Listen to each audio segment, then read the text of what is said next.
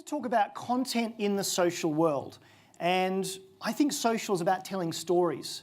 And I like telling stories about a number of things that I'm close to. So I'm going to tell you a few stories this afternoon. The first story is actually how some content that I created on the 15th of January 2011 is the reason why I'm here this afternoon. And that piece of content that I created was a tweet. It was a simple tweet that said, "Arrive San Francisco." And I travel a lot, as Charlie said, and so what I did on that particular day, and I do every day I travel and land somewhere, I tweet where I am, because you never quite know what's going to happen next. And in this particular situation, this is what did happen next. Another Australian who I'd never met, a guy called Anthony McGregor Day, saw my tweet and he said, let's catch up for lunch. So we caught up for lunch over at Fisherman's Wharf. He introduced me to my former boss, who then said, why don't you come and become the CEO of Cred, which is the equivalent or the competitor to Clout. So for 2 years, I was the CEO of Cred. And then 18 months into that role, this very small company called IBM came knocking and said, we'd love you to come across and help us with our social business strategy. So I can guarantee that if you tweet, you'll get a job at IBM. Who here remembers this piece of equipment? The mature section of the audience is raising their hand. Now, I turned 46 just a few weeks ago, and I know I'm old because when I took my daughter Madeline, who's 8, to the Science Museum recently, she walked past an exhibit that had one of these in a glass case. And Madeline said, Daddy, isn't that your old computer? I said, yes, it is. He said, Daddy, you're really old if that's in a museum under a piece of glass. So yes, that was my first computer back in 1980. And the reason I'm going through telling you this story is to sort of talk about how I've seen content evolve from what many of us know it as and to how content now has to behave in the social world. So I've been online since 1983. Anyone here born after 1983? Yep, always a few, half the room. So I've been alive longer, I've been online longer than you've been alive. And that's a scary thought for some people. But I knew I was hooked on this online thing because I was actually dialing up to bulletin boards. Remember those funny noises that went, those dial-up modems, the 300 bits per second modem? So I was dialing up to leave what we now call email and hoping that 5 hours later my friends might have seen it and replied. And I knew I was hooked on this new online thing back in 1983 when my father had to get a second phone line because I was always online. I've been blogging since 2001. This is before we called it blogging. There's a fantastic website called archive.org. And archive.org allows you to go back and see websites as they used to be. So you can look at the Economist website, you can look at the Google website, and I looked at my own website and I found that back in 2001, I was actually putting my point of view out there and asking for feedback. There was no platform like WordPress or Tumblr back then, but I was actually playing with this new medium to work out what was actually going to be useful and how I was using it. I think that's part of the problem, that unless you're using this technology, you only can sit back and be a passenger. I talk about social sometimes being a language. If IBM sent me to Germany for 2 years, to be understood, I would have to learn German. So if you remember nothing else from my talk today, if you aren't on Twitter, if you aren't blogging, if you aren't immersing yourselves in the tools and platforms that our consumers are using, you're behind. And the only reason I was asked to talk today is because I've been doing this for a number of years and I've got to understand the language of social and the language of blogging and what works and what doesn't work in the real world. I joined LinkedIn 10 years ago. In fact, I was privileged about 2 weeks ago to speak at a LinkedIn conference in London. And they worked out I was actually the longest serving member of LinkedIn in the room, having been there 10 years. And again, serendipity, my boss back in 2004 said, you should sign up to this website called LinkedIn. And I thought, is it a pyramid selling scheme? So I clicked on the link and I then could see that I could upload people that were in my network on my Outlook. And I saw that 32 people that were using LinkedIn that were my friends were the sort of people that should be on LinkedIn. So I, of course, joined straight away. I joined Twitter in 2007, so 7 years ago. I thought Twitter was the biggest waste of time. But if I hadn't joined, I wouldn't be here today. So if you're not using Twitter, you don't understand that language. You don't understand how it's going to work for you and your clients and consumers. And as previously, I was also the CEO of Cred, so I know a little bit about influence. And here's how to spot a non-influencer, someone who tells you they're influential.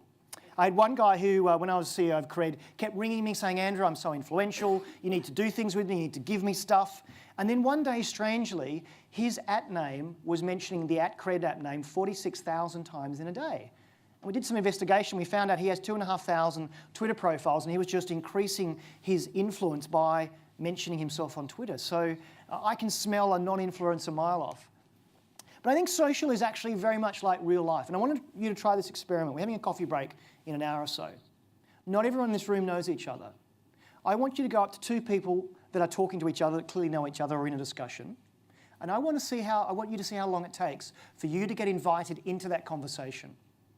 Now, I do this experiment all the time. It's not going to work today because I've just spoken, you know who I am. But if I had done it beforehand, sometimes it takes 7 seconds. Someone says, I've just been to Brisbane, and I go, oh, I was there last week. It once took 7 minutes because I had to wait for the opportunity where I had something of value to say. On social, it's about the value exchange. And as a brand, you can't walk up to someone and say, buy IBM software. And I wouldn't do that. And I'm not going to do that today. But if you walk up to someone, you listen to what they're saying, you work out what value you can add to the conversation, and then you do it. You're let into the conversation. And I think that's the challenge that we as brands face with content. We think it's just another channel to go and tell people about our product or service. But you've got to be accepted into that conversation. And I can think of no better way to explain in a very clear way how not to do social from this 1-minute clip.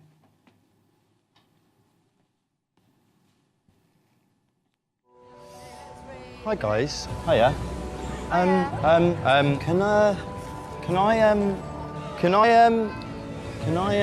I be your friend? Can I be your friend? What? Yeah. Yeah. All my friends have got like, you know, like 1,300 friends. I've only got 99. 1,000 friends. Because it's cool to have a lot of friends. Isn't it good to have? Loads of friends. You just need like 4 or 5 good friends. Do you want to maybe look at some photos of like me with my mates, and maybe you'd like want to be my friend more? If I showed you some pictures of my life, it's really cool. You'd be a bit more interested. No thanks. Sorry, I just poked you. This is my friends, like, playing this really cool game. You don't show any of your photos to strangers. What's wrong with you? Can I poke you? So I've shown that clip nearly 100 times the last 18 months, and everyone laughs at exactly the same spots, which you've done. But I think some of you are laughing today because of a nervous laugh. You're going, why are we doing that? Because we've got our content strategy, and we've got our CMO who is saying we have to be at 1 million likes or 1 million Facebook fans. And when I hear clients ask me, they tell me what their strategy is, and I say, why do you need to get to 1 million fans or likes? And they go, oh, I don't know, it sounds like a good number. It's the same as that. Unless you have something of value to say, you're not going to be led into the conversation. And the thing was, about 8 years ago, when I was playing with this social stuff, it was becoming more talked about in the circles. I used to go every Tuesday to a coffee club called the Tuttle Club. And these are a bunch of probably best described geeks, and I call myself a geek as well. We got together once a week at a coffee shop, sometimes the ICA, sometimes in a pub, and we talked about social. And what we really wanted back then, 8 or 7 years ago, was for brands to take social seriously. Because back then it was just a bit of fun. And there were these geeks on Twitter who were talking, a bit like CB radio years ago. You were playing with this and just talking for no reason, and people were talking back. Well, we kind of got our wish, but we got our wish in spades. Brands now do take social seriously. They take it so seriously they get it wrong because they assume it's just another marketing channel. So in the introduction, we talked about the blog I write, and the reason I started blogging was I wanted to actually have an outlet to talk about what I was passionate about. And a few years into that blog, someone came up to me at a conference and said that they read the blog. And it was incredibly flattering because I do it for love, I do it for free. And for someone to come up and say, I read what you write and I find it really useful, was incredibly powerful. But what amazes me is I go into an agency, I go into a PR company, and I start my presentation, and I say, how many of you actually met a blogger? And no hands go up. And I go, well, we shook hands on the way in. I blog, and I've been blogging for years. Then the next 45 minutes we spend talking about how to do influencer management and what blogs you should write and all this sort of stuff. And it really makes me angry that the people I'm talking to that are actually representing clients don't practice this craft. Because you all have something to say. And we talk about paid, earned, and owned. In your own companies, you actually have earned and owned media. It's called your employees. They all have a voice. They all have their own social networks. And you're probably more likely to trust something I've said than someone coming out of my company's PR network because it's authentic. But the challenge is, how do you make it authentic on social without it appearing like it's an ad? Now, when I scan around magazines and newspaper websites, I think I'm going to scream the next time I read that a journalist has discovered MadBid and you can get an iPad for 15 pence. I mean, that's not real content. It's content trying to pretend that it's social. I was reading something that Sue published today or a few weeks ago on one of the media websites about the fact that brands are trying to get noticed when they should try to get shared. Now, everyone's heard about the new John Lewis Christmas ad. It's going to air tonight. If you're like me, saw the digital display panels yesterday with the hashtag, I went and Googled it and found out it was John Lewis, and I've watched the Penguin. It's a beautiful ad. That's something that's worth sharing. And the people behind those ads for the last few years have made content that actually people want to share. And I'm doing John Lewis's job for them. I'm sharing it on my own social network, and they're being very smart to respond. And another thing I was watching just recently, I think it's Honda have done an ad where it's a YouTube film, and if you actually click the R button, you see two sides of the story. It's 3 minutes long, but this afternoon Honda had me for 9 minutes because I not only watched it once, keep pushing R, I then watched the left-hand view of the story, the right-hand view of the story. So they've had me for 9 minutes. But that's content that's worth sharing. That's content that actually isn't an ad. It has the same purpose. It actually wants me to get into a Honda and do a test drive and ultimately buy the car. But I think what we're falling down upon is we're not actually seeing that content has to look the same way. Think about the last 10 minutes. It's just been an ad for IBM. You go, no, it hasn't. Well, yes, it has, because I'm actually leaving my own company's brand. I mentioned IBM twice in my talk. I'm not here to talk about the company I work at. But what generally happens is I provide some thought leadership, hopefully provide some nuggets that are interesting, and I'll step off stage and people will give me their business card and say, we'd love you to come and talk. It's already happened this afternoon. I've got an invitation to speak to one of our panelist meetings. That's content. It doesn't look like content, but it does the same thing. A final thought on serendipity. So you saw my story about my one tweet.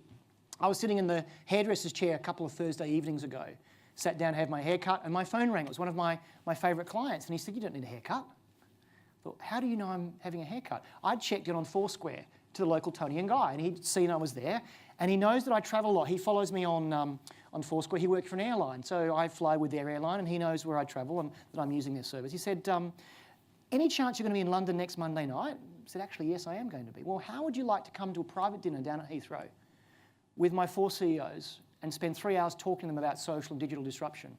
You bet. That was a 3-hour ad for my company. But it wasn't an ad, it was content.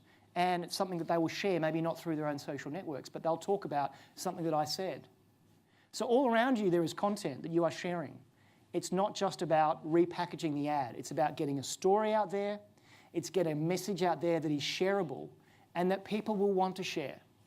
So when we have coffee next, here's the exercise for you. Try and start a conversation within the first minute of walking up to 2 other people by having something of value to say. And the other thing about content is I actually create my own. Those of you that are eagle-eyed will see I've got a camera down here at the front. I'm recording my own presentation. What do I do with it? Within about 2 hours, it'll be edited and put up on Vimeo on my website. And then what happens? People ring me and say, that thing you did at Bloomberg 3 weeks ago, can we have one of those at our event? So I'm actually able to produce content out of nothing. Content is available everywhere that is shareable. It isn't high quality, isn't broadcast quality, but by goodness, it's good content. Thanks very much.